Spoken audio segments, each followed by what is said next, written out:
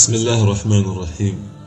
الحمد لله رب العالمين، والصلاة والسلام على من بعث بالسيف ليقاتل الناس حتى يشهدوا أن لا إله إلا الله رحمة للعالمين، وبعد.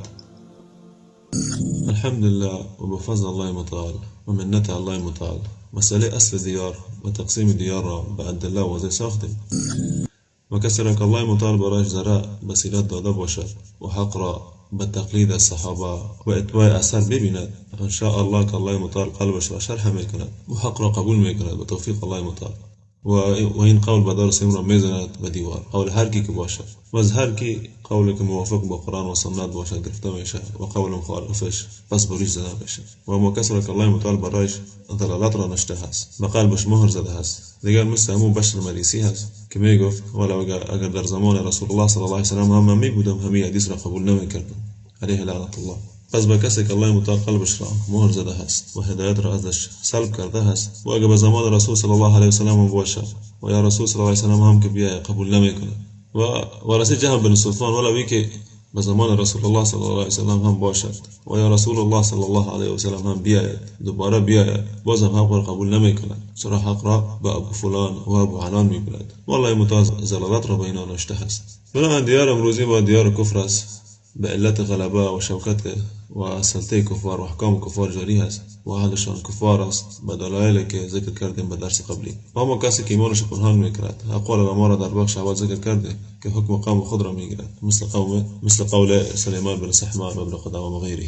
موضوعی درس ما دلیل به این میاریم که ساکنین دار کفر همش کفار می باشد مگر به استثنایی که ایمان ثابت شود و او مخالفت قومش است و اظهار کردن دینش به خلاف قومش. در نصوص اشاره به این شده است که اصل دار حرب همون دار کفر که اصل دار حرب یا دار کفر اهلش یا مردمش اصلشان کفر است الا کسی که ایمانش به ظاهر معتبر مثل اظهار نبی صلی الله علیه و سلم بین قریش بین مشرکین و اظهار صحابه رضی الله تعالی عنهم و مثل اظهار عمر بن فاروق که با پشت درهای مشرکین میرفت درایشان میزد و برایشان میگفت که ما مسلمان شدیم و به شما کافر هستیم و ما به دین رسول الله صلی الله علیه و سلم آمدیم و مثل عمر فاروق رضی الله تعالی عنه و هیچ کس ایمان خدا به مثل از او ظاهر نساخت که با پشت مشرکین میره برایشان میگفت که ما مسلمان شده هستیم به دین رسول الله صلی الله علیه و سلم آمده هستیم. الله متعال میفرماید یا ایها الذين آمنوا اذا ضربتم في سبيل الله فتبينوا ولا تقول لمن القى اليكم السلام لست مؤمنا تبتغون ارض الحياه الدنيا فعند الله مغانم كثيره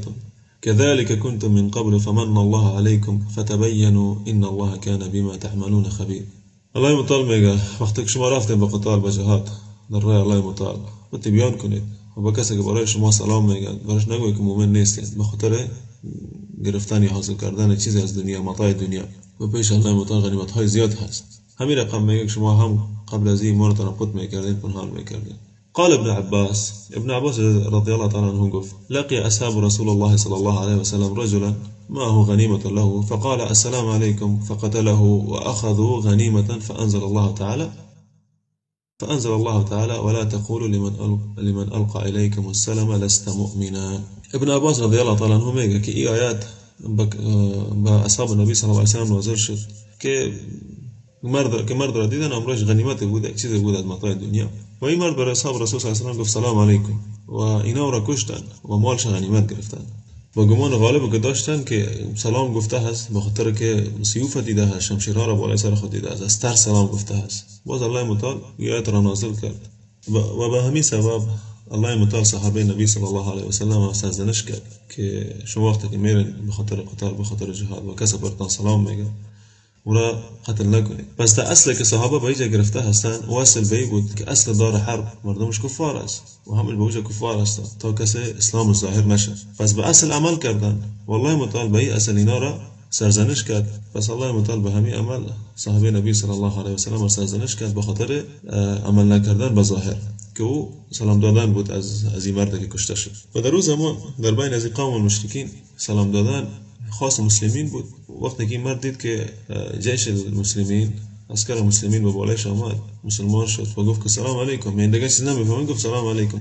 هدف ما آوردن از این است که صحابه نبی صلی الله علیه و سلم وقتی که به دار کفر دیدن با گمان غالب از دیدن که این نفر هم از کفار هستند ولکن در این صورت تعارض وجود آمدو که یکی اصل است و یکی ظاهر. بعد وقتی که ظاهر بر ما واضح شد، ظاهر متقدم میشه به اصل. بخاطر الله متعال میگه ولا تقول لمن القى اليكم السلام لست مؤمنا، که یعنی مؤمن نیستی بخاطر از اینکه به دار کفر و دار حرب هستی. وقتی کسی برتان هزار دینش معلوم شد و اسلامش معلوم شد و این ملحق به دار کفر نکنی بعد از اینکه اسلام ظاهر شد. و این علامه سلام را و شعیره سلام دادن را ان شاء الله در درس بعدی در مسئله شعیره اسلام و حکم به ظاهر ان شاء الله بیان میکنیم به طور مفصل. چرا این سلام در زمان خاص برای مسلمین بود نه از مشرکین، و دلیل قول النبی صلی الله علیه و سلم در حدیثی که تبرین در کتاب المعجم الكبیر و البیهقی در کتاب دلائل النبوة و ابن شهاب الزهري رحمه الله تعالی در قصه عمیر بن وهب الجمحی آورده هستند که عمیر بن وهب الجهمی کسی بود که امرای صفان در مکه یک جمع شدند و به قتل نبی صلی الله علیه و سلم اینا پلان گرفتن. صفان برش گفت که خیلی من دینت ما میتم و عیالت هم ما مکلفش میشم، تو برو رسول صلی الله علیه و سلم قتل کو. وقتی که رفت پیش رسول الله صلی الله علیه و سلم در مدینه برای رسول الله صلی الله علیه و سلم گفت انعم سبحا، یعنی سلام جاهلیت صوفتان بنی معك باشه. انعم سبحا سلام جاهلیت بود، لكن رسول الله صلى الله عليه وسلم قال قد أكرمنا الله أن تحيتك وجعل تحيتنا تحية أهل الجنة وهي السلام. میگه الله متعال ما را اکرام به کرده است که از اکرام با از تحیه که تو کردی، یعنی از جور پرسانی که تو میکنی با گفته همیانه جور پرسانی، السلام علیکم که تو میکنی از او بهتر ما را اکرام کرده است و او تکرام اهل جنت است و او سلام است. عمر بن رسول الله صلی الله علیه و سلم گفت ان عهدك بها لحديث، یعنی چیزی که تو آوردی چند روز میشه آمده دیگه پاره تو با ما یاد میتی نو آمده هستی.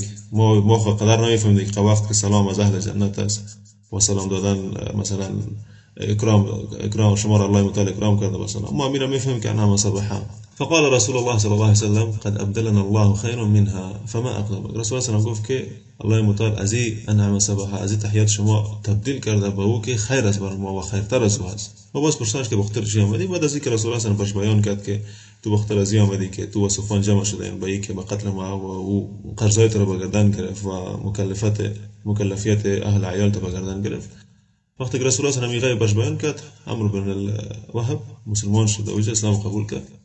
على كل حال هدف از قصه بود که سلام دادن شعیره بود که خاص از مسلمین بود.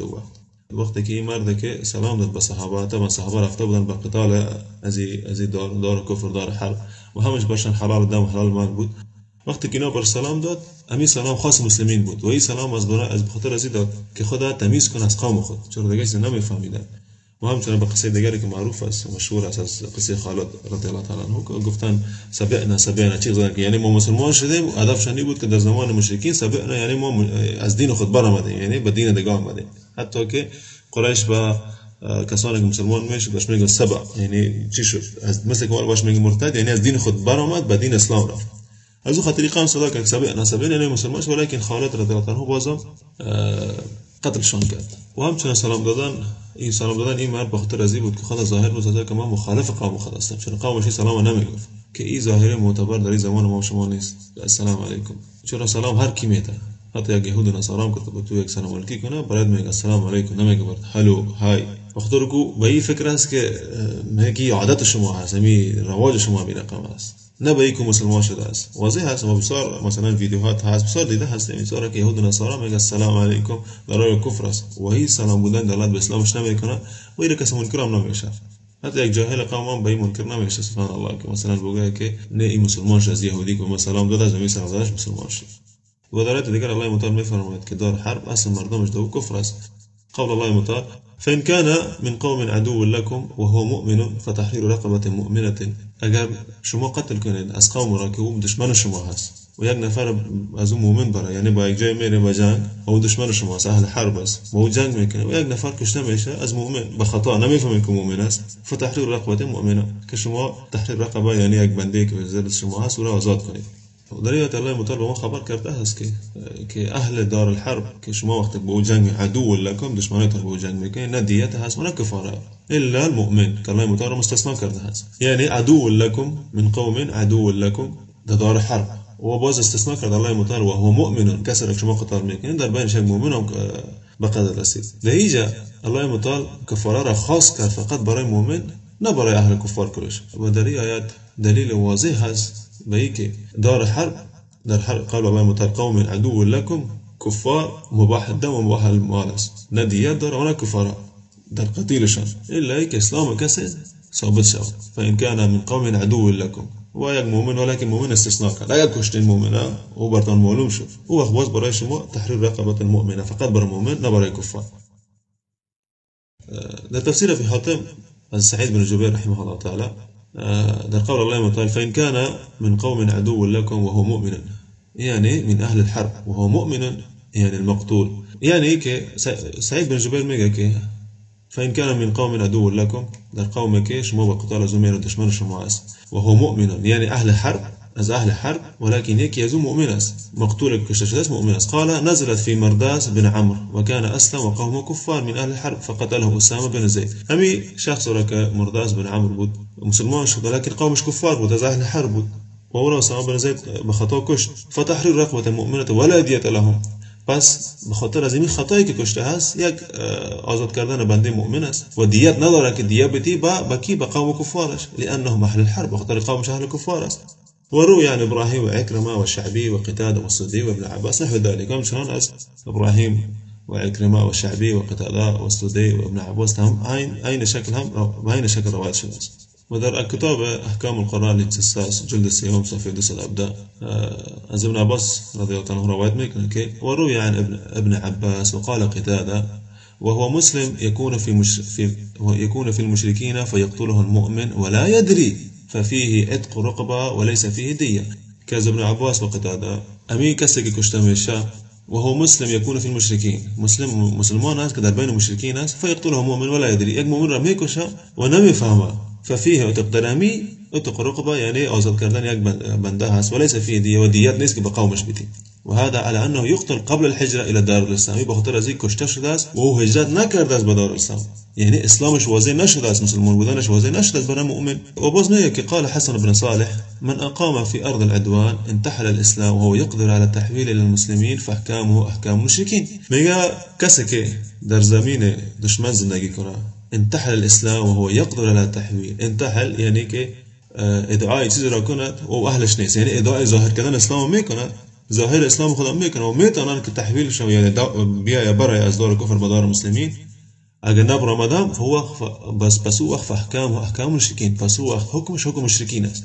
تمام این اقوال دولت به این میکنه که دار الحرب اهلش کفار است، الا ای که ایمان کسی به ما معلوم شد و اگر معلوم نشد پس او از احکام خودش است، مثل که کسان به ظاهر قولش ابوبکر جساس در کتاب خود میاره احکام القرآن للجساس جلد 3 صفحه 217 میاره که کسی که در زمین دشمن زندگی میکنه و اسلام خدا میگه که ما مسلمان هم هستیم، ادعای اسلام میکنه، ادعای اسلام میکنه و او میتونه که هجرت کنه ولكن نمیکنه احکامش حکم مشرکین است. ولی در اینجا کسی که نمیتونه او مستضعف است، مستضعف قبلا ما درس دیروز بیان کردیم از قول سلیمان ابن سحمان که حکم مشرکین میگیرن و هم بخاطر که ایمان ظاهر نیست. این کسی که ایمان ظاهر است و باز هم هجرت نمیکنه و او میتونه هجرت کنه او احکام حکم مشرکین میگیره در ظاهر.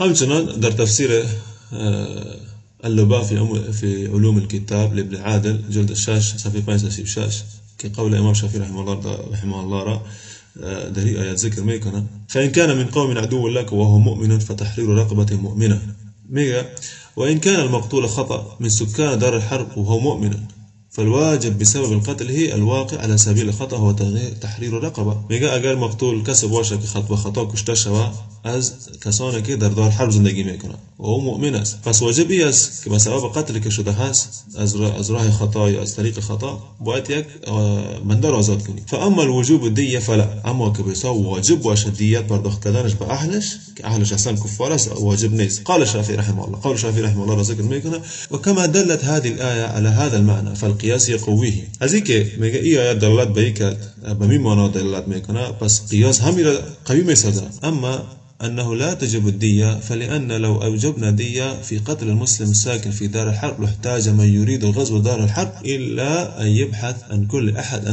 أنه هل هو من المسلمين أم لا. میگه بخاطر از این دیه واجب نیست، بخاطر از اینکه اگر ما واجب کنیم دیت در قتل مسلمه که در دار کفر زندگی میکنه موضوع ضرورت به این است که هر کسی که از مسلمین میخواد که مدار حرب غزا کنه یا جنگ دار حرب به جنگ بره مدار حرب، بالش واجب این است که باید از یک نفر فرد پرسان کنه که مسلم است یعنی و ذلك مما يصعب ويشفي فيفضي ذلك الى احتراز الناس عن الغزو، فالاولى سقوط الدية عن القاتل لانه هو الذي اهدر دم نفسه بسبب الاختيار والسكن في دار الحرب. پس بسیار سخت است و بالاخره به این میرسه که مثلا مسلمانان دیگه مردم دیگه نمیتونن که جنگ کنن، بنابراین اولیت به است که دیه سقوط کنه، که دیه نباشه بالای کسی که کشته است، به خاطر که خود او شخصی که کشته شده از مقتول است خودش دم خون خود را مباح کرده است، خون خود را داده است به خاطر زندگی کردن در دار حرب. و این دلیل دیگری از قول امام شافعی رحمه الله تعالی به اینکه دار حرب اصل مردم دو کفر است و بناء یک مؤمن که دوجا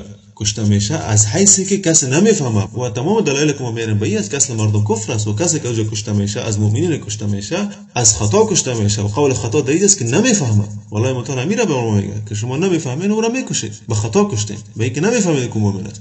بعد از کشته شدن بیان شد، نه که به حساب بعد از این کشتن بیان شد، قبل از کشته شدن بیان شد، یعنی بعد از این کشتن بیان شد که والا احمد شما کشتن، احمد خو مسلمان بود است. در غیر از او که بیان نشه رفته هزینه دیت هست و تحریر رقبه. حال ابو محمد مدنی و اتباع شعائریش که هر شعیره اسلام میگن دین ارجاع پیشرفته باشن، میگن که جسد یک جسد است ولیکن لباسشان تغییر خورده است. برای ما بگن که ما در عین قتال با این قوم مشرکین تاجیکستان و قوم مشرکین افغانستان چطور یک نفر را ببینیم که مسلمان است یا اسلام در دار حرب ما بریم؟ اول خمازی پرسان میگه که افغانستان در تاجیکستان دار حرب است یا نه؟ هم گفتن که ها خب میگم خیلی وقتی که دار حرب است خیلی مباح دم مباح المال است، وقتی ما بریم به جنگشون حالا ما مردم با اساس چی ببینیم؟ حالا ما با کدام اساس جنگ کنیم؟ پس ما منتظر بشینیم جنگ نکنیم که یک نفر را پرسان کنیم، قسم که اینا ادعا میکنن یک نفر ببینیم که نماز میخونه نمیخونه بعد از وقت با جنگ کنیم، هر نفر ببینیم که اذان میته نمیته، به یک عقیده که اینا دارن خطر جهاد میشه، خطر قتال میشه. اصلا دار حرب بخی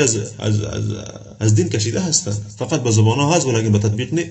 و این از وحی شیطان برای اینها است که نه این خود دار کفر هستی را گفته است، دار یهود و نصارا را گفته است. امام شافعی و اقوال که ذکر کرده استی در دار کفر اصلی است، مثل اروپا مثل امریکا که دوجا کدام نفر کدام مسلمان کشته شود. و اینا سبحان الله فرق میکنن بین اروپا و بین دیار منتسب به اسلام، در حالی که هیچ فرق نیست. فرق بین سرک‌های نیویورک، بین سرک‌های دوشنبه و بین سرک‌های کابل اصلا فرق نیست، همه یکی است در کفر. و اگر فرق هم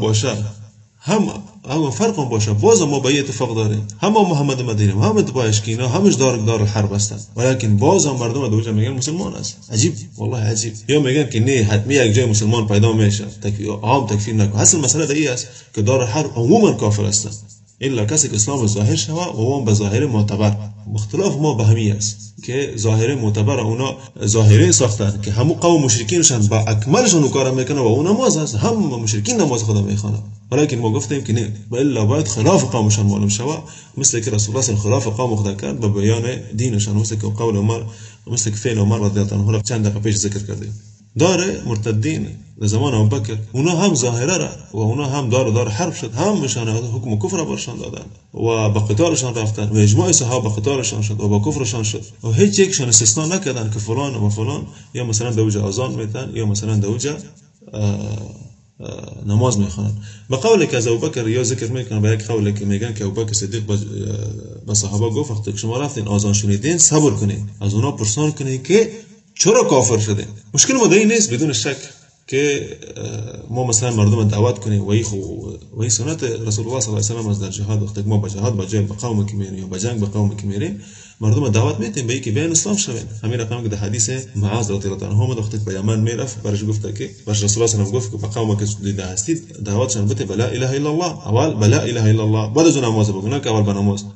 ابوبکر صدیق رضی الله تعالی عنه نه به اینکه مثلا اونا مشرک نیستن کفار هستن، نه کفار هستن، لیکن اگر اذانش نه بازم پرسان کنین که شما چرا کفار زکات نمیتین، چرا کافر شدین، بیاین پس بر بگردین از اون بابه که از اون دروازه که شما رفتین مرتد شدین کافر شدین به ندادن زکات. نه به اینکه مثلا بگه که نه اینا مسلمان هستن اذان دادن خلاص جنگ نکنین. اگه قرار بود به این مرتدین عرب اذان میدادن، مرتدین مانع از زکات طائف الممتنع اذان میدادن، اما با وجود از هم صحابه قتالشان کردن، حتی اموالشان غنیمت گرفتن و زنایشان هم سبیه گرفتن و اسلام هیچ کس معتبر نبود الا اینکه خلاف ظاهر کنه که او ای بود که ما از این قوم مرتدین بری هستیم و ما زکات خود به دولت ابوبکر صدیق میدیم، با وجودی که اقرار هم میکردن به دادن زکات و اقرار هم میکردن به خواندن نماز و نماز هم میخواندن و اقرار روزه هم میگرفتن و تمام شعائر میکردن و سلام هم میدادن. و دلایل که آوردیم از آثار از تابعین مثل سعيد بن جبير رحمه الله تعالى، سيد التابعين وإكرمة والشعبي وقتادة والسدي. ولكن قول نورك ببيني كتاباشنك ببيني أقوالشنك ببيني ميك شيخ فلان ما إتقف وشيخ أبو فلان فلاني ما تقبل الله إترقف تهاس. الله المستعان. فقط نام هاي رجال الله المستعان، أسماء رجالشان از حزبشان لا از أئمة مسلمين. ودليل دقار قول الله تعالى هم الذين كفروا وصدوكم عن المسجد الحرام والهدي معكوفا أي يبلغ محله ولولا رجال مؤمنون ونساء مؤمنات لم تعلموهم أن تطؤوهم. دليل الله تعالى ميجا كأنه تعالى مرضاء وزنهارا بصفتها از إيمان از بين عموم قولشان هم الذين كفروا خارج الله تعالى ميجا در آيات هم الذين كفروا يعني مشركين قريش باز استثناء كانت الله تعالى كيرا رجال مؤمنون ونساء مؤمنات از عموم قول كشيف. الله تعالى هم الذين كفروا اونا كلش كافر هستن، لكن کسانی که دوجا از مستضعفین هستن از مردا و زنها. و بازم الله تعالى میگه لم تعلموهم که شما ای صحابه که شما یا رسول صلی الله علیه و سلم و صحابه رسول صلی الله علیه و سلم شما نمیفهمیدن کدام مسلمین هستن، چرا شما حکم با کفر همشان میدن و همین اصل است. و این استثناء الله تعالی بر ما میگه چرا ما علم غیب نداریم، ما حکم به ظاهرشان میکنیم. صحابه حکم به ظاهر مشرکین کردن که در مکه زندگی میکردن و کسانی که از مسلمین هم بود همین حکم برشان دادن، الا اینکه الله تعالی برشان گفت نه کسانی که اونا هستن و شما را نموندن صحابه رسول الله صلی الله علیه و سلم که به قتل از اونا که اونا را قتل کنید و این رحمت الله تعالی بر اونا بود. لم تعلموهم چرا نمیفهمیدن که اونا مختلط هستن با مشرکین و ایمان خدا پت میکنند، ایمانش ظاهر نیست، پس احکام کفار بالایشان است. ان تطؤوهم که قتلشان کنید به خاطر که بار از مشرکین بوده است. مثل آیت قبلی که ذکر کردیم قتل خطا، یعنی قتل کردن و قتل میکردن صحابه اونا را و نمیفهمیدن که اینا مسلمین هستند. لم تعلموهم نمیفهمیدن ان تطؤوهم که قتلشان کنید به خاطر چی قتلشان کنید؟ به خاطر که امر قوم مشرکین هستند، در دار حرب هستند. روی تبری بسند ابن اسحاق فتصيبكم منهم معرض بغير علم، یعنی از اونا برای شما یک پشیمانی میرسید، یک رنج میرسید بغیر از اینکه شما علم، یعنی نمیفهمیدین که اونا مسلمین هستند. سبحان الله، میگه نمیفهمیدین شما، حکم عام دادین برشان، حکم دار حرب همش کفار است. و امی غم چی بود؟ فتخرجوا دیته، که موضوع وقت نزدیک فهمیدین که مسلمان بود باید برتان مجبور بود شما دیه بتین و ایرانج از برتان. فاما اثم فلا يحسبه عليهم. این میگه در سند که تبری از ابن اسحاق روایت میکنه، ولیکن هیچ گناه بالاش نیست به خاطر که بالای بنده حکم ظاهر است و ظاهر شما به دار حرب است و دار حرب دار کفار است، غلبه کفار است و همشون کفار است و هیچ گناه بالاش نیست. و در آخر آیات میگه که لو تزیلوا لعذبنا الذين كفروا منهم عذابا الیما، یعنی اگر تمیز میکردیم اینا را مسلمین از کفار تمیزشان میکردیم یا ظاهر میشدن اونا، لیدخل الله فی رحمته من یشاء، و از رحمت الله متعال اونا را حفظ کردن، قتال از اونا دور کرد تا نشه که مثلا به عدم تمیزشان با مشرکین قتل شوند. ولو تزیلوا لعذبنا الذين كفروا منهم عذابا الیما، اگر می بود که تمیز میشدن اونا از مشرکین باز ما شما رو تسلط میکنه بالای از اونا با قتلشان کنیم و می عذاب الله متعال است که به دست صحابه اونا را به قتل میرسن. و دلیل واضح است که مؤمن که در بین قومش است و ایمان خدا قوت میکنه بالایش هم احکام جاری میشه که احکام کفار است، احکام قومش است، به خاطر که ایمان خدا قوت کرده است و ایمانش هم ظاهر نشده است، پس اون هم تو ملحق به قوم خدا است.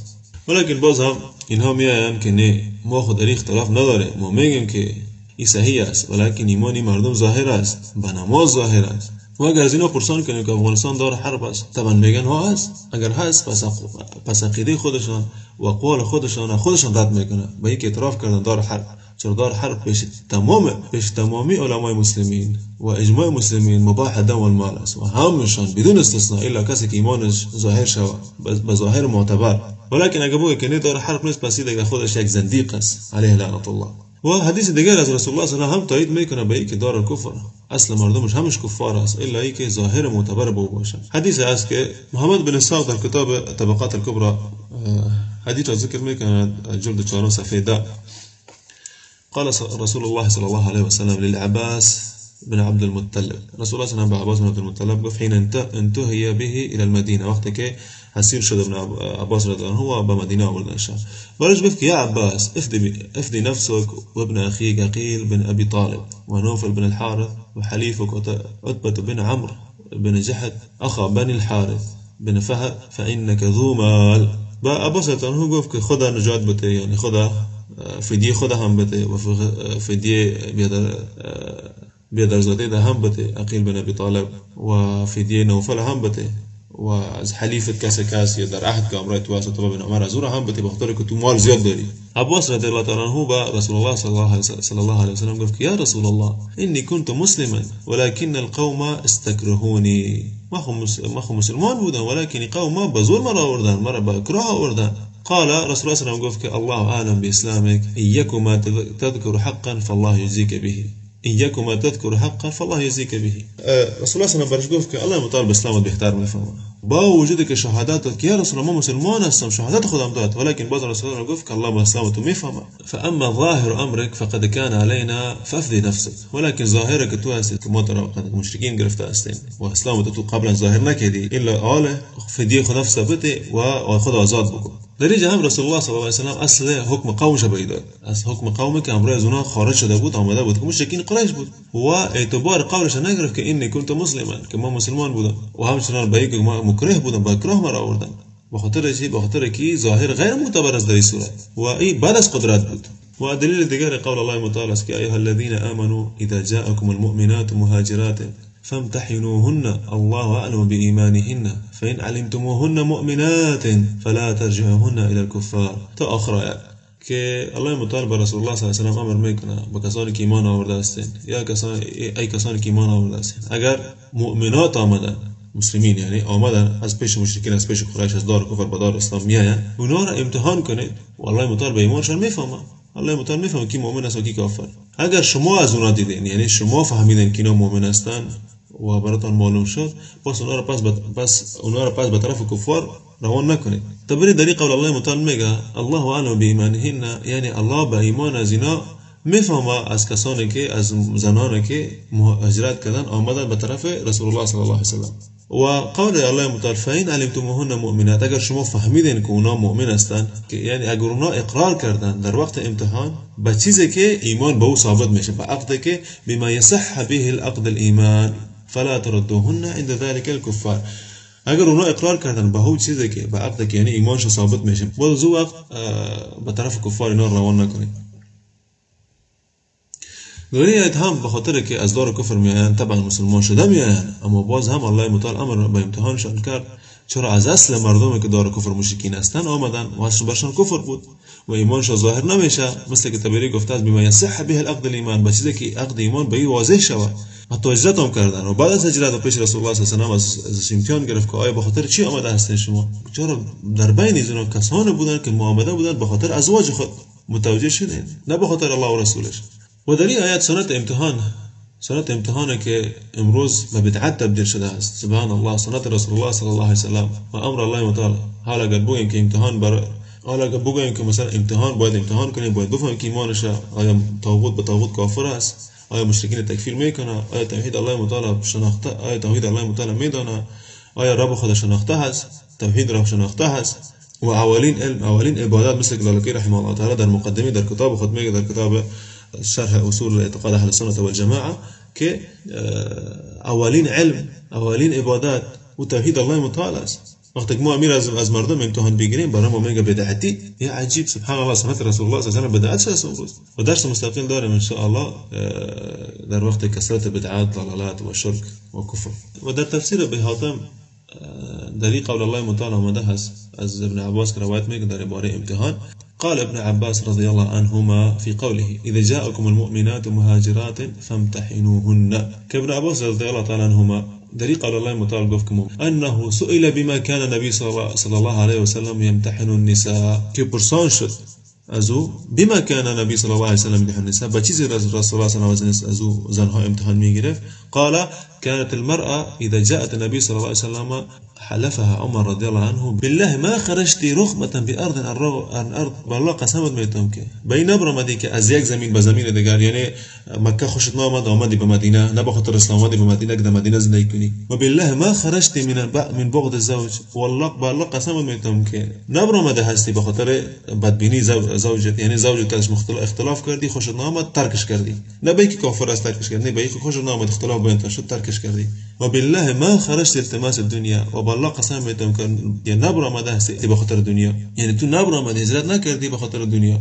و بالله ما خرجت الا حبا لله و رسوله و بالله قسم میتونم که تو نبر آمده هستی مگم حب الله و رسولش. این رقم امتحان بود سبحان الله. قسمش هم تا میداد که با یقین قسم بخوره. حالا ما بگم که یک نفر بیان پرسان کنیم که در تو می با طاغوت کافر است توحید میفهمی کلمه لا اله الا الله چی معنا میده، او میگه خودش معنا هست، معنیش نه میگه خود کلمه معنا هست سبحان الله. و نمیفهمه که لا اله یعنی چی. الله المستعان. بازی مردم میره با او که اون نماز میخونه و کلمه معنای کلمه رو نمیفهمه برش حکم اسلام میده.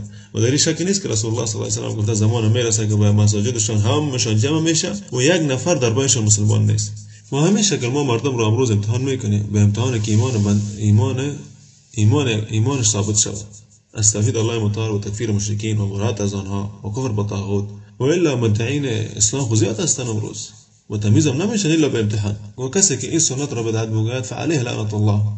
چرا سنت رسول الله صلی الله علیه و آله بدعت ساخته است. گویا اینها از رسول الله صلی الله علیه و آله بهتر دین را میفهمیدن و بهتر غیرت دارند به دین و ترحمشان بالای مردم بهتر از رسول الله صلی الله علیه و آله و بالاتر از رسول صلی الله علیه و سلم است.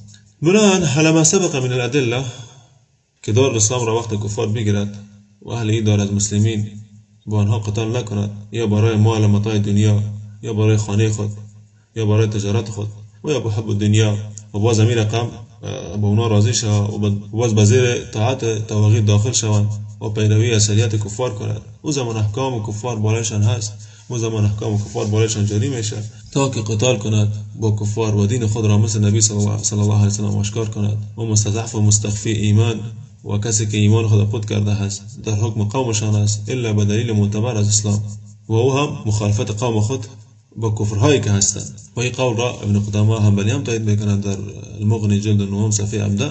و متى ارتد اهل البلد، وقتی که یک اهل از یک دار کافر شوند مرتد شوند جرت فيه احکامهم و در وجه احکام اهل ردت و جاری شوند صاروا دار حرب است، مثل دار افغانستان، تاجیکستان، پاکستان، عراق و سعودی و سوریه همش فی اغتنام اموالهم در غنیمت گرفتن مالهایشان و سبی ضرارهم الحادثین بعد الرده و سبی گرفتن اولاده از اونا ذریه از اونا کسانی که بعد از کافر شدن مادر پدرشان به دنیا آمده است. و علی امام قتاله و بالا امام قتالشان است. فإن ابوبکر الصدیق رضی الله عنه قاتل اهل الرده بجماعت الصحابه که بالای امام قتالشان است. و همینطور ابوبکر صدیق رضی الله تعالی عنه قتال کرد اهل الرده را به جماعت صحابه. در روایت که از ابن عینه در حلیة الاولیاء و طبقات الاسفیاء جلد 7 صفحه 281 اثر که از ابن عینه آمده است میگه که اتدرون ما مثل العلم، میفهمین که مثال علم چی است؟ میگه مثل العلم مثل دار الكفر و دار الاسلام، مثال علم مثل دار الكفر و دار الاسلام است. فإن ترك اهل الاسلام الجهاد جاء اهل الكفر فاخذوا الاسلام. اگر اهل اسلام جهاد ترک کنند باز کفار مایا اسلام میگیرن. و این ترک الناس العلم صار الناس جهالا. و می رقم مثال علم به این است که اگر مردم علم را ترک کنند باز وقت کل مردم جاهل میشن. ولی قوم ما فضلا از اینکه قتال ترک کردن جاهل هم هستند. و ابن حزم در کتاب المحلی جلد 12 صفحه 126 میگه که ولو ان کافر مجاهدا غلب على دار من دور الاسلام، اگر کافر بیان جنگ کنن و غالب شود به یکی از دیارای الاسلام و قرر المسلمین بها على حالهم و مسلمین مو حالت خودمی تو بانن الا انه هو المالك لها و امو کسی که به حساب آمدهن به جنگ از دیار و دیار گرفته است همون مالک از این شود و المنفرد بنفسه في ضبطها و هو معلم بدین غیر الاسلام و در امی دار امی کسی که آمده است به جنگ یعنی مالک شده است و خود فقط یگانه امو است که قوانین جور میکنه و ترتیبا را جور میکنه در این دار و اعلان هم داره به غیر دین اسلام لکفر بالبقاء معه كل من عاونه و اقام معه و این ادعا انه مسلم. سبحان الله. میگه که باز کافر شده است او بس کافر از هر کی که امروز از او مانده است و هر کی که با او کمک کرده است و امروز در زندگی کرده است در مدار و این ادعا انه مسلم ولا وی که دعای زیر کنه که مسلمان است. و قال قول ابن حزم ببینید و بین قول محمد مدینی ببینید که والا فلان در فلان والا در تاجیکستان یک مسجد هست از وجه یگان مردم نماز میخوانند. کجا هست یک سند خب برام بده محمد مدینی که ما هم بفهمم. نه هست وهم، فقط وهم اوهامشان است، وحی شیطان است برشان. چون برای همگی واضح هست کسی که اسلام خود ظاهر میکنه چه رقم است و کسی که اسلام خود پت میکنه چه رقم است. امروز ما و شما همون ما در ظاهر با پیش که دیگه حکم کفر داریم، چون هیچ یکی ما از اسلام دیگر نمیفهمیم. حتی نه هیئت ما به هیئت اسلامی میمونه، حتی اون محمد مدنی در جایی زندگی میکنه اسلام خود پت میکنه، ظاهر کردن نمیتونه مگر اینکه از پشت تلفن مثل ما واره. حالا اگر این فتوا را تطبیق کنه بالای قوم مشرکین خود که اقرار کردن به طواغیت بالای خود و طواغیت را منفرد ساخته هستند به صدور احکام بغیر ما انزل الله و به دین دموکراسی اعلان کرده هستند یا به امارت کفری غیر الاسلام، هر یک اینها را که کمک کند کافر است و کسانی که قامت میکنه همراه اینا در حکم کفر ظاهرا کافر است ولو اگر ادعای اسلام کند. ولكن باز هم استثناء میکنه ایمان کسی را که معلوم شود به خلاف قومشان، به تکفیر و طواغیت قومشان و براءت از اونها و قتالشان. اما مستضعف حکم قوم خود میگه، چرا کسی که مستضعف است مثل ما واره و مثل دیگر واره اصلا ایمان ظاهر نمیشه. به چی ظاهر کنه ایمان خود را؟ از ترس نمیتواند که به هیئت اسلام بگردد، چی برسد به اینکه بیای باز چیغ بزند به اینکه شما کافر هستین و اسلام است بالای شما